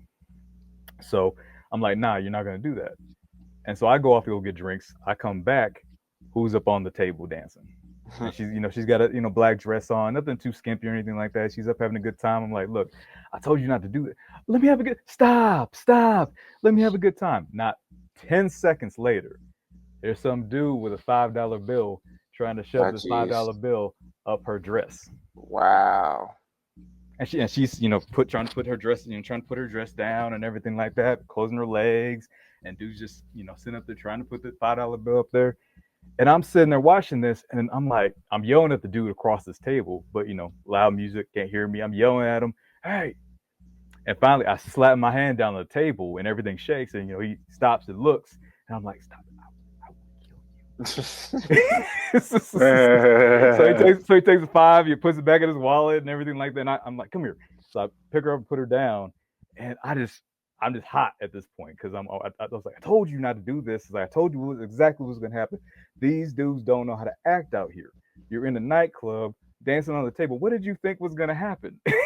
Yeah. I was like, dudes are dumb. I said, now the also going to happen is, so now you got some dude acting like an idiot trying to put money in your dress and all that's going to happen is now I'm hot. We're about to, now you're about to start a fight. And I'm like, matter of fact, and I went to go beat this dude up because I'm hot at this point. Because he said, look what you made me do. Well, yeah, exactly. And I'm on this moment because I'm like, for me as a dude, it's like, even if you don't know that some woman's with another dude, even if she wasn't with some other dude, you at a nightclub, not at a strip club, trying to put money up some woman's dress, and you can see she's like super uncomfortable with it, trying to pull her stuff down, trying to get away from you, and you keep doing it. Now I want to put hands on you. It's just like, so I'm like, matter of fact, and I go to walk off to go fight this dude, him and his 3 buddies, apparently. And next thing I know, I feel these hands grab my face, spin me around, and kiss me. And I'm just like, and now my brain is just malfunctioning at this point. Short circuiting. Because I'm like, I'm mad, and now you're kissing me, so now I'm aroused and mad, and I can't do both, and now smoke is coming out my ears, and it's just like does not compute. Mm-hmm. And I'm just like, I just remember just staring at her, and it's like, you're lucky you're cute. and that's all I had. That's all I had. I was done. But it was one of the most feminine things I've ever experienced. The fact that this woman took me from about to fight some dude at a bar, which I never do, to you completely disarmed me with one move, not words, not a look, just, and I'm like, never mind, let's go sit down. Yeah. Completely and it's interesting because that woman is both wise and unwise. Yes. Because she made a movement that was poor judgment. Mm-hmm. And then she turned around and made a very super deep wise movement because she, the man being fire and the woman being water or earth can put that fire out, or she can redirect it. When they this is the Kabbalion again. When they dig those ditches and you have a forest fire and they make the fire go in another direction. Yeah. That's like earth. A woman is earth. She can redirect your fire. She took your energy from either putting somebody in the hospital, you going to jail, or you being put in the hospital, to redirecting it and bringing it back toward her. Right. Oh, yeah. That's wise. Yeah. That's a good story. That's a good story. It was wild, man. It was wild. Yeah, that's a great story. Never had that happen before. I was like, she complete in 5 seconds she completely disarmed me. From about to go fight a dude in a bar, which, like I said, I'm like, okay, to I don't even want to fight anymore. That's why it's important being a man that you have to select a woman that's intelligent. And a woman is not only intelligent, but divinely intelligent. There's a difference. Yeah. Because when you can be intelligent and so intelligent that you like dumb, like people that are like, trying to put a mouse ear on the back of a mouse or some old crazy. They're doing that, or trying to, we're trying to make, corn that turns orange. Why? Just because you can do something means you don't want to do it. It's stupid, right? The Jurassic Park stuff that they're doing now, trying to bring back the woolly mammoth. Yeah. Like, bro, there's a reason we brought back the direwolf. I'm like, how about you stop messing? How about you stop messing around before we get a for real Jurassic Park movie up in this? Right. Like, you know the movie Frankenstein, right? Are you familiar with Frankenstein? Yeah. Yep. Okay, well that's the same thing. I mean, so that's what I mean by being within the law. We're coming back to the same circle again because it always comes back to the law. I mean, so what I'm saying to ladies, like, you really don't understand how much power you have, and you don't have to do, like I'll reiterate again, all of these. I mean, you want to look nice and beautiful and all that, but you don't have to take it and just like let the entire planet see what you have. To be feminine, to be sexy. Sexy is the way you carry yourself. You carry yourself with an elegance and, something befitting your stature as a woman, because you have the ability to create and bring human beings in this planet. You are a goddess. Right. The oldest mother of everything was a black woman. And that's where the DNA comes from. And everybody comes from a woman. And I don't care if she's black, white, whatever, right? Because technically we all black because it all comes from Africa, right? Yeah. They just don't want to tell you that. Right. So, I mean, when you're looking at a white woman, you're looking at a black woman somewhere, okay? And it all comes back to the same thing. We all come from the same basic thing. And when people will say, well, it's different DNA strains, we all come from the creation. So it's all going to go back to the same point anyway. Right. But my point is, is that you respect the gift. The feminine, that sister made a bad choice in a move, but she understood her power, and in a maybe not even in a conscious way, but in a subconscious way, she diffused that situation. She may have stopped you from being killed.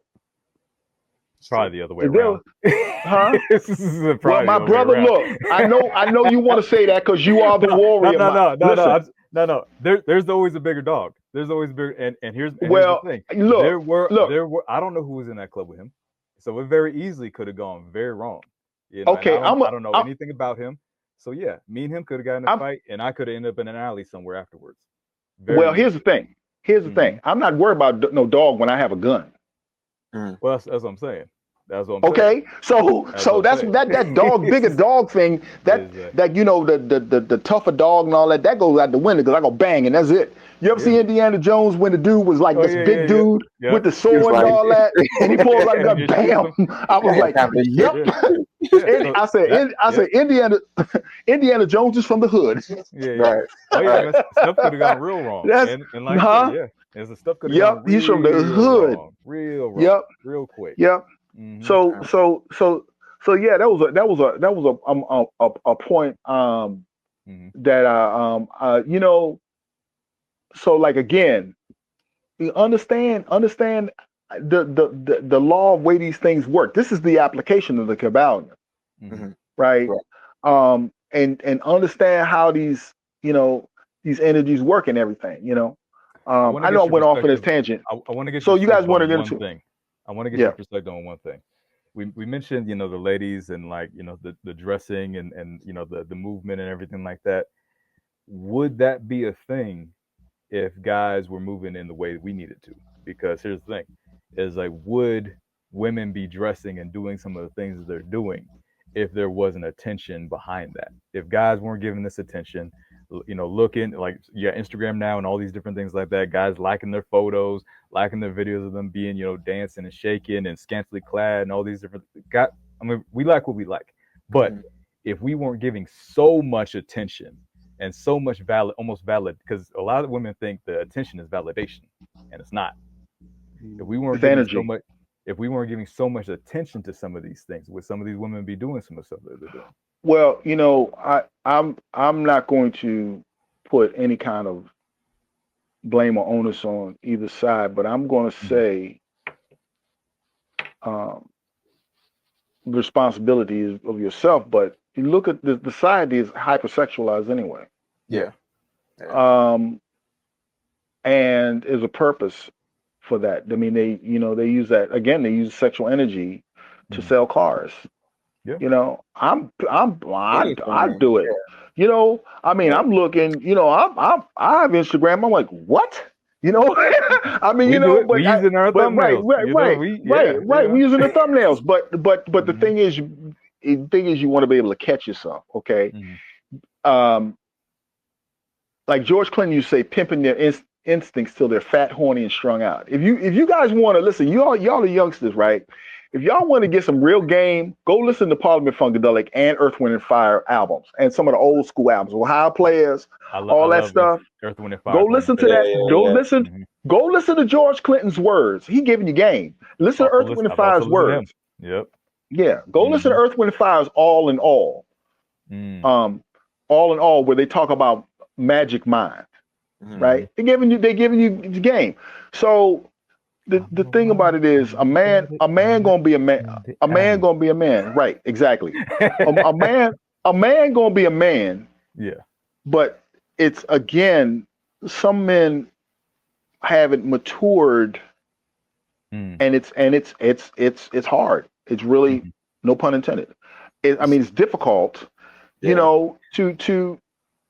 to do. You have to want to do it, and some men don't want to do it. You have to want to walk this road and master that. And a man's gonna be a man. If I go downstairs like a dog downstairs, and one of the dogs, if I kept feeding that dog would eat himself to death. He'd herself to death. Yeah. And the other dog, he'll eat and he'll take his food and run in the other room and he'll eat in the corner and that's it. He's not interested in food like she is, right? And some men, you throw it in front of them, they're going to eat it, right? Yeah. Some men have developed themselves to the point where they can look past that, and it's just different people in different spectrum. You know, they're going to react that way. Some women never got a man, a father. Yeah. And for them, that masculine energy, I told you, they have to have it. So they'll do whatever it is. So they go seek it someplace else. Right.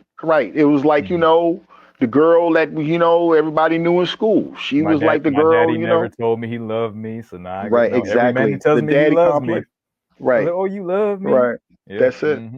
You know, there's a thing that men have said that you have to be careful. You want to know where the woman is going. Look at her relationship with her parents, and the men too, right? Yeah. And a lot of times, man, you know, see, women, it's like food for them. The attention is like food for them. It's their addiction. Yeah, it's their thing. They like, well, everybody likes energy and attention. I'm sure you do, right? But for them, it's like they like somebody to engage them. They need to have that. And you know, they get on the, what is that, Instagram and fans, only fans and stuff, and they're getting attention and they're getting money, and they're not all they're doing is just putting a dress on or taking it off or whatever they're doing. You know, and you know, it's sort of satiating need. They didn't get the attention. A lot of them didn't get the attention, the male attention, when they were growing up as a father. Right. You know, and they call it daddy issues, but that's a real thing. Yeah, that's a real thing. You know, you know, we're gonna be able to have a whole section off of this episode just for women. It's gonna be great, bro. We've never been able to have. We were just having a conversation a couple weeks ago, where I was thinking about, like, what if we brought our first female on, or just being able to provide something at some point. For our, like, what does honorable femininity look like? You know what I mean? Because we hadn't even heard what honorable masculinity was until we started talking about it and started to try to find out what that looks like. So to have that opposite or that in addition to at some point would really be dope. But I'm glad that at least we had this here to be able to be clipping up some stuff where they can see that too. And the thing is just to be as honest with yourself as possible. Be honest with other people as possible. And I know it hurts. It really does hurt to tell people, you know, some of the things you got to tell them. But you be honest with people as possible. You walk in that honesty in yourself. You know what works for you and you know what doesn't. And things will kind of line up for you. You know, the karma, we believe in the karma, you know, as Buddhists, and karma is not punishment. Karma is just energy. You know, even in the other books, they talk about it like, you know, by your fruits, you should know them. You know, the fact that, you know, when you speak a certain way, and you are speaking and thinking, by the way, are actions. People think that they are not actions, but they are. Oh, you know, well, you're sitting there thinking, that's not an action. You're not doing something. Yes, I am doing something. I'm creating. Because everything that existed or will exist was a thought. And you have to be very careful what you think and what you feel. That's another thing. You line up your heart, you line up your mind, and you line up your actions. And you watch what happens, right? Being honorable, like you say, you know, being honorable is a process. It's the development. It's a mind and action thing and feeling thing. And realizing that, you know, that if I do step this way, I could step on the flowers. I don't want to step on the flowers. Somebody worked on those flowers. I don't want to hurt somebody.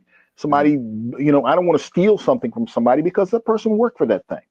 I want to, and if I'm building a business, I want to give the best I can to these people. It's not just about the money. It's about the way I treat this person. You know, if I treat this person the proper way, they will come back. People will say, I want the money. Well, you got the money now. You didn't kill the goose that lays the eggs, but you want the goose. You got the golden eggs, but you when you use those golden eggs, they're gone. You want to treat people with respect. You know what I mean? And that's working in the honorable thing, you know, doing what's correct. Man, that's solid. Mr. P. Taylor, I want to thank you so much for Yes, coming sir. on here and giving Yes, us, you sir. just let the floodgates, and I'm glad that you got it. Yeah. I hate that it took a minute for us to be able to get this, but you had so much to give, and I just want to say thank you, because it's not only just for us, but for our audience as well. You know, and I didn't talk too much about my background and all that kind of stuff. Maybe another time. We'll I got definitely some have you stories. back on. Yeah, I got some. Definitely having you back on. Well, the thing is, see, what I want to tell you some of the stories, though, man. I got some stories for you. You know, really crazy stuff, but and real interesting stuff. It's not just about me, but I want to share some things about those stories and what I learned.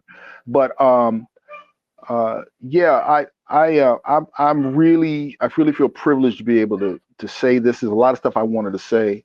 I haven't had a chance to post some of this stuff on my channel. I will, and I'm gonna go into detail on it. And everything. And I'm really honored to be here, be able to spend this time with you fellas. You guys are, I looked at you guys in the power circle. I'm like, wow, these guys, man. Yeah, you could just tell by a guy's energy, man. There's something going on here. And yeah, I'm just really I'm really honored to just be sitting in this chair talking to you guys. And if you need, you want me to come back or whatever you want me to do, whatever, I'm willing to, I love it. I could do this. It's great just hanging out with, really powerful minds, Oh yeah. Yeah, man. We'll definitely have to make this a regular thing for sure, man. Yeah. Tell the people where they can find you. And what, you have any projects or albums coming up that are coming out? Or I know you got a show tonight. Where you playing at? No, it's not shows. It's a book, maybe. No, right. Well, you know what? That is something that I was thinking about. Yeah, I was thinking about that one. There's just a lot of books in me, but the thing I'm learning how to do is organize, right? Because I got there's a lot of stuff going on in this universe. Yeah, right. And prioritize. Exactly right. So, I have my YouTube channel, and I'm at 570. I just started posting again. I hit 500, and YouTube notified me like you're in the building. Now we need to try to get you to the right spot, right? Nice. So, if any of you guys like, what I'm saying here, I guess I don't know. I would really appreciate a subscription. I'm trying to hit 1,000. I'm not trying. I'm going to hit 1,000. Yeah. It's going to happen. Maybe sooner than later or whatever, but it's going to happen. And if you can contribute to that, I'd really appreciate it. Definitely go like and subscribe to this channel. 100%, yeah, because I am so new to the YouTube game. I'm like, crusty dude, old dude, man. I'm not old dude, but you know what I mean. Digital is me turning on a coffee pot. You know what I mean? That's digital. That's about as digital as it gets for me. But Dad, how you turn the stove on anyway? I mean, I can plug my guitar and play it in, but yeah. So the YouTube channel, I guess you have that in the description. You guess you could put it wherever it is. We have a description. And then I have an Instagram, and I don't have the TikTok. I have Instagram, a YouTube channel, and I also have I teach music, and I teach music from a standpoint of teaching musicians the metaphysics of it, the spirituality of it, and the guitar. I'm going to say this for my guitar players. I went to Musicians Institute in Los Angeles, California, where Michael Jackson's guitar player went, where the Red Hot Chili Peppers guitar player and drummer went. Some of one of Korn's, I think people went there. Just tons of Paul Gilbert, tons of famous people went there, and really great musicians. Sade's guitar player went there, and so I have a lot of really good stuff to share with you. And I might not be the greatest player in the world, but I have a lot of good information, a lot of good things that I've learned from sitting at the feet of the masters. And I want to share it with some players that really want to play. If you really want to play, I'm telling you, take lessons with me. The problem with the guitar, and I'm going to sell a little bit. Problem with guitar is most people don't know what key they're playing in. They don't know the fingerboard. They don't know, if I said you play in A flat, most guitar players, they know what I'm talking about. You couldn't play in A flat. I could jump on the guitar and play right in A flat, right? That's what a musician's supposed to be able to do. So I have developed a system, and I'm I'm working out a way to put this in a book and in some kind of course that would teach you this instrument, because there's a lot of stuff going on YouTube. They're not giving you all the information. You know, we got to play this lick or play this lick. It doesn't make a difference about playing licks. Because me as when I'm working as a musician, they don't care about your licks. Lady told me, she said, "You're very talented, but we're gonna have to get somebody else because you're not reading the music the way I want you to read it." You know what I'm saying? When you get in front of those people and they throw that chart in front of you, you'll be able to read it. I don't care if you can play like Jimi Hendrix backwards. You know what I'm saying? And Van Halen too. You as a musician, if you want to be a musician, you got to know what key you're playing in. You got to know music theory. I don't care. Jimi Hendrix knew music. Jimi Hendrix didn't know music theory. Yes, he did, because he studied with B.B. King, Ike Turner, and all the rest of them backstage. He knew what a 5 chord was. He knew what a 3 chord was. He knew what it was. He could play it. That's why he was playing with them. Right? He may not be able to write it down a certain way, but he knew it. So it's my pet peeve, right? That and that's what I mean by giving people their best, right? I take hundreds of not hundreds, but like, I don't know, feels like hundreds of courses all over the internet. I've got the books here are ridiculous. I study like crazy, right? Trying to find the best from my students, right? And I'm up 3 and 4 o'clock in the morning looking at stuff and putting stuff together and everything, because I want to give them the filet mignon, the best, right? You study with me, that's what you'll get, and you'll know the instrument. And then you won't have to play with people anymore. You have to learn a lick and a trick. This trick here and this trick here. There's no trick. You need to know the instrument. You go to a piano player, he knows his chords. He knows what key he's playing in. Do you know what key you're playing in? Can you look at a chart and play the chords? Can you play through a chart? Can you listen to something and know what mode you're playing in, all that kind of stuff? And that's more important than the licks and the tricks and the hot thing. And, I can play this, or I can play this, quick gospel lick and all this kind. That's garbage. Learn the instrument, right? And I offer that, right? Right. Get the basics. Get that, and you can do anything you want. So that's what I'm hot on, right? I'm have that. Also, I'm playing on my friend's album. His name's Alex Parchment, and the album's called Drifting. And it's a smooth jazz album. The guy's a genius. I played on his first album and the second album. I played one cut on that. That album, I think, charted a #1 song on Billboard in the smooth jazz thing. So he's really good. And the second album, he wrote a song for me. It's called Lippy Two Fingers, and it was written for me and is about me. And I'm featured on it, and I'm playing like on 5 other cuts on the album. It's on Tidal, it's on Apple, it's on what's the other one? Whatever, Spotify, all that stuff. I'm playing on that album, and that album was just like released, I think, like last year or something. It's doing pretty well. What else? Where can they get in touch with you to get some lessons from you? I have a Facebook page, and it's not necessarily being used that much for that, but you can go there if you want. On Facebook, I'm listed as Joe Smith. That's another story, because I had an argument with Facebook, and so I was just basically I just gave my name, but I'm known as Joe Smith on Facebook. But you have my my Instagram, you have my telephone number, you have my email address. They can email me, they can call me.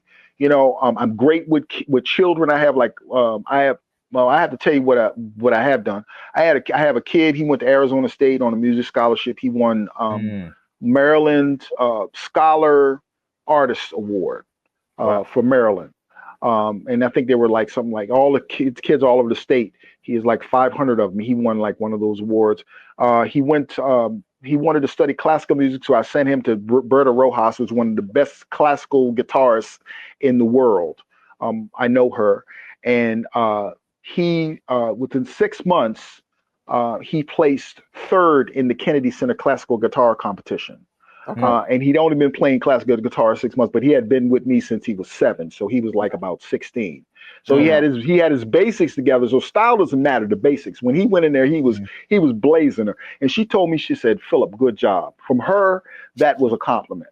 That was him. I have another kid, and he comes out of Montgomery County, Maryland, and he was selected for the elite all-star jazz guitarists from Montgomery County, and they auditioned all the kids from all the schools, all the jazz bands, and they selected him to be #1 top seat chair, the only chair for the Montgomery County All-Star Jazz Big Band. Wow. Yeah, right. I have kids who a kid who put out 3 albums with his band before he graduated high school. I have kids who are, who have toured with people. I have all kinds of situations like that. So I'm really passionate about the teaching. It seems to be one of my gifts. It's one of my gifts. Not just metaphysics, but music as well. Yeah, well, metaphysics too, because that's what my mentor. She's like written 7 books. She told me you love music, but your gift is metaphysics and study of this stuff. So that's what I'm working in right now, and I'm also in a band called the Twin Sister, and there's two twin girls out of Berks County. They're in the Berks County Music Hall of Fame or something. I don't know, something like that, whatever it is. But they were child prodigies. I'm playing and they're singing in the band. They got me singing or something. So I'm doing all kinds of stuff. And I got other projects. I ain't gonna talk about them because it's still in the pot. But yeah, that's and they can reach me. We're gonna have nice people call me on the phone. Nice people call me if they give me my telephone number. And I'm debating whether I should do that or maybe give them my email address. For sure. Put my email address. Give my email address. My email addresses and they can email me if they're interested in lessons. If we want to do some consultation about the metaphysical stuff, in terms that I could to teach you some things about how energy moves and flows and stuff like that. I can do that too. And that type of thing, So y'all got my information. I just posted or whatever, Yeah, man. We'll have it definitely in the links down below this video for sure, 100%. Yeah. Man, so appreciate this. This has been. I knew this conversation was gonna be good. I didn't know it was gonna be this good. Well, you know how we do in the power circle, man. We cooking. You can smell it. You can smell it, man. It's coming down the hallway. Right. We cook it. We cook it up in here. Yeah, we're gonna put some of this in our community, man. We're gonna drop some gems in there. Man, guys need to hear this for sure. This is definitely a conversation that needed to happen. So, man, we definitely appreciate you, man, joining us. Like I said, we definitely will have you back on probably sooner than later, honestly, because we need to have some side conversations on some of the stuff we talk about. So. Man, we can go in on it. It's fascinating. It's what's fascinating is the fact that you can take this ancient knowledge and apply it, and since I've been studying this stuff since I was 12, sort of. And I got a hold of Kabbalion, and the Kabbalion was sitting in my house for like 10 years. And then one day I opened the Kabbalion and it said, when you open and read this, you're ready for this book. And then my brains was fried, right? So the thing is that the some of the stuff is simmered in the pot a little bit and cooked a little bit, and now I can see how it moves in the world. And that's when you really go, dang, and it works, Yeah. So what we might need to do is a little like we did for the Dokudo, because if you haven't seen it, for our viewers, we have a series going over the 21 principles of the Dokudo by Minamoto Musashi, and we might need to go ahead and do like a 7-part thing for the Kabbalion, and maybe you could join us with that. Yeah, we could do that. We could do a joint thing where we do a hook the whole the channel and everything together, and we do that. That'd be excellent. For sure. Yeah. Absolutely. Yeah, because I've been wanting to do that, but it's like I told you fellas before, man, when you ask for a project, it'll show up. So you gotta stop be careful by asking for too many projects, because stuff be showing up on the door, man. It's like I'm trying to tell you, man, like this board up here, I don't know if y'all can see my board up here. Yeah. This board right here, I said I need something I can write on that, that I can write my stuff down. And this thing is perfect. It's a chalkboard. Yeah. When you ask for some stuff show up. You know what I mean? We're gonna close out real quick, and we could definitely finish this conversation quick. But I know you gotta go too. So I Edmund, got to get. tell the folks where they can find us, and we'll get up out of here and get him to his music, man. Because for sure, they need him. Sure. They need him. Yeah. So you can find everywhere is Warriors Way Home. You know, Instagram, TikTok, Facebook, Spotify, YouTube podcasts. You can find us everywhere, just Warriors Way Home. And make sure you check out, like, share, and subscribe. And join our community where you can get more gems like we're getting from Mr. P. Taylor here, and also other members that we've had on the show, other interviews, and we got a lot of good stuff coming for you. But you can everywhere. It's Warriors Way Home. Yeah, man. So definitely keep your heads up, guys. Keep your energy up. Circulate that energy. Don't be shooting up the clubs or wasting energy into these empty buckets out here in the world. Keep it going, because we got to stay in this fight. Because at the end of the day, man, you much rather be a warrior in a garden than a garden in a war. Check you guys next time. Easy, guys. Peace. All right.